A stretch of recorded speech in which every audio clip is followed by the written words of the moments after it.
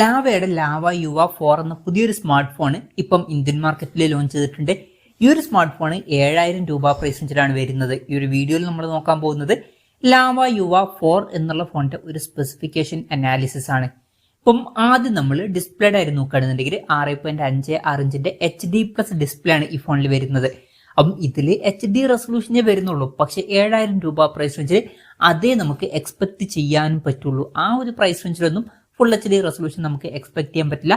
അതുപോലെ തന്നെ LCD പാനലാണ് ഈ ഫോണിൽ വരുന്നത്. ഈ ഒരു പ്രൈസ് റേഞ്ചിൽ അതും ഓക്കെയാണ്. ഈ ഒരു പ്രൈസ് റേഞ്ചിൽ ഇപ്പോഴത്തെ ഒരു ഇതിൽ നമുക്ക് AMOLED ഡിസ്പ്ലേ എക്സ്പെക്ട് ചെയ്യാനേ പറ്റില്ല. LCD ഡിസ്പ്ലേ മാത്രമേ ഈ ഒരു പ്രൈസ് റേഞ്ചിൽ വരുന്ന ഫോണുകളിൽ നമുക്ക് കിട്ടാറുള്ളൂ. പിന്നെ പഞ്ചോൾ ഡിസൈൻ ഇതിൽ വരുന്നുണ്ട്. പഞ്ചോൾ വരുന്നത് ടോപ്പ് സെന്റർ ഭാഗത്തായിട്ടാണ്. അത് നല്ലൊരു കാര്യം തന്നെയാണ്. പല ഫോണുകളിലും ഈ ഒരു പ്രൈസ് റേഞ്ചിൽ വാട്ടർ ഡ്രോപ്പ് നോച്ച് ഡിസൈനുള്ള നോച്ചാണ് വരാറ്. അപ്പോൾ പഞ്ചോൾ ഡിസൈൻ എന്നുള്ളത് നല്ലൊരു ഫീച്ചർ തന്നെയാണ്. പിന്നെ 90 Hz റിഫ്രഷ് റേറ്റ് സപ്പോർട്ട് ചെയ്യുന്നുണ്ട്. അതും നല്ലൊരു കാര്യം തന്നെയാണ്. ഈ ഒരു പ്രൈസ് റേഞ്ചിൽ ചില ഫോണുകളിലൊക്കെ 60 Hz റിഫ്രഷ് റേറ്റേ വരുന്നുള്ളൂ. അപ്പം 90 Hz റിഫ്രഷ് റേറ്റ് എന്നുള്ളത് നല്ലൊരു കാര്യം തന്നെയാണ്. അപ്പോൾ ഡിസ്പ്ലേ ഫീച്ചേഴ്സ് മൊത്തത്തിൽ നോക്കുമ്പോൾ ഈ ഒരു പ്രൈസ് റേഞ്ചിൽ അത്യാവശ്യം നല്ല ഡിസ്പ്ലേ ഫീച്ചേഴ്സ് വരുന്നുണ്ട് എന്ന് പറയാവുന്നതാണ്. പഞ്ചോൾ ഡിസൈനും 90 Hz റിഫ്രഷ് റേറ്റ് ഒക്കെ എടുത്തു പറയേണ്ട നല്ല കാര്യങ്ങൾ തന്നെയാണ്. പിന്നെ സൈഡ് മൗണ്ടഡ് ഫിംഗർ പ്രിന്റ് സെൻസറും കാര്യങ്ങളൊക്കെ ഇതിൽ കൊടുത്തിട്ടുണ്ട്. അതും നല്ലൊരു കാര്യം തന്നെയാണ്. ഈ ഫോണിന്റെ ഗ്ലോസി വൈറ്റ്, ഗ്ലോസി ബ്ലാക്ക്, അതുപോലെ തന്നെ ഗ്ലോസി പർപ്പിൾ എന്നീ കളർ വേരിയൻസ് ആണ് ഇപ്പൊ ലോഞ്ച് ചെയ്തിരിക്കുന്നത്. ഇനി പ്രോസസറിന്റെ കാര്യം പറയുകയാണെന്നുണ്ടെങ്കിൽ യൂണി SoC T606 എന്ന പ്രോസസറാണ് ഇതിൽ കൊടുത്തിരിക്കുന്നത്. ഇത് ബേസിക് ആയിട്ടുള്ള ഒരു 4G പ്രോസസറാണ്. ഇപ്പം 7000 രൂപ പ്രൈസ് റേഞ്ചിലൊക്കെ അത്യാവശ്യം തിരക്കുകളില്ലാത്ത നല്ല പ്രോസസർ എന്നൊക്കെ തന്നെ പറയാൻ പറ്റിയിട്ടുള്ള ഒരു പ്രോസസറാണ്. ഭയങ്കര മികച്ച പെർഫോമൻസ് ഒന്നും എക്സ്പെക്ട് ചെയ്യേണ്ട. ബേസിക് ആയിട്ടുള്ള കാര്യങ്ങളൊക്കെ നടന്നു പോവേണ്ടതാണ്, അത്രയേ ഉള്ളൂ. എന്നാലും ഈ ഒരു പ്രൈസ് റേഞ്ചിന് പറ്റിയിട്ടുള്ള ഒരു പ്രോസസർ തന്നെയാണ് ഇത്. പിന്നെ 5G സപ്പോർട്ട് ഉണ്ടാവില്ല. മാക്സിമം 4G സപ്പോർട്ടാണ് ഇതിൽ വരുന്നത്. ഇപ്പോഴത്തെ ഒരു ഇതിൽ നമുക്ക് ഈ ഒരു പ്രൈസ് റേഞ്ചിൽ 5G സപ്പോർട്ട് എക്സ്പെക്ട് ചെയ്യാനും പറ്റില്ല. പിന്നെ ബേസ് വേരിയന്റിൽ 4GB റാമും 64GB ഇന്റേണലുമാണ് വരുന്നത്. 4GB റാമും 128GB ഇന്റേണലുമായിട്ട് വരുന്ന ഒരു വെർഷനും വരുന്നുണ്ട്.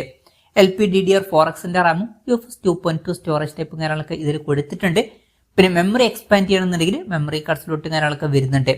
വെർച്വൽ റാം എന്നുള്ള ഫീച്ചർ ഇതിൽ കൊടുത്തിട്ടുണ്ട്. അതായത് എക്സ്ട്രാ റാം വേണ്ട സമയത്ത് ഇന്റേണൽ മെമ്മറിയിൽ നിന്ന് കുറച്ച് മെമ്മറി എടുത്തിട്ട് അത് റാം ആയിട്ട് യൂസ് ചെയ്യുന്നതായിരിക്കും. അങ്ങനെ 4GB റാം വരെ എക്സ്ട്രാ നമുക്ക് ലഭിക്കുന്നതായിരിക്കും.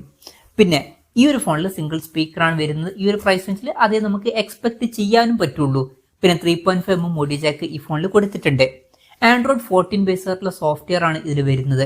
ക്യാമറയുടെ കാര്യം പറയുകയാണെന്നുണ്ടെങ്കിൽ ഫോണിന്റെ പിന്നിൽ 50 MP ഒരു ക്യാമറ സെൻസറാണ് കൊടുത്തിരിക്കുന്നത്. പിന്നെ ഫ്രണ്ടിൽ 8 MP സെൽഫി ക്യാമറയും കൊടുത്തിട്ടുണ്ട്. ഈ ഒരു പ്രൈസ് റേഞ്ചിന് പറ്റിയിട്ടുള്ള തിരക്കുകളില്ലാത്ത ക്യാമറ സ്പെസിഫിക്കേഷൻ വരുന്നുണ്ട് എന്ന് തന്നെ പറയാവുന്നതാണ്. പിന്നെ ബാറ്ററിയുടെ കാര്യത്തിൽ 5000 mAh ബാറ്ററിയാണ് കൊടുത്തിരിക്കുന്നത്.